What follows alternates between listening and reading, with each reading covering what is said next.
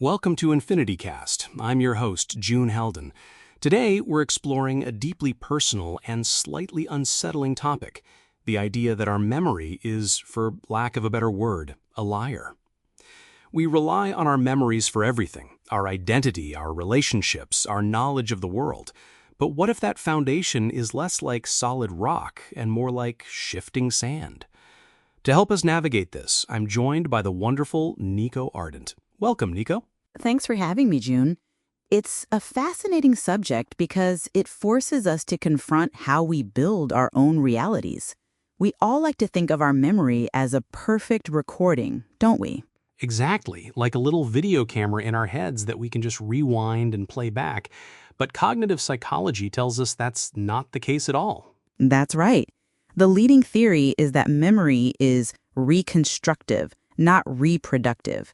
Every time we recall a memory, we aren't just playing it back. We're actively rebuilding it from pieces of information.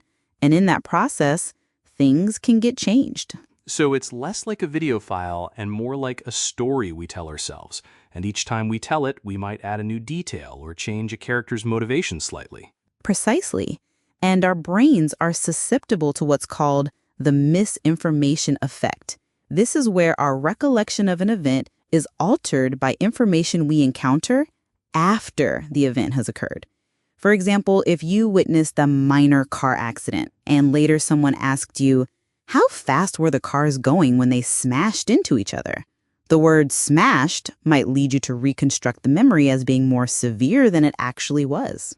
Wow, so a simple change in language can rewrite our past.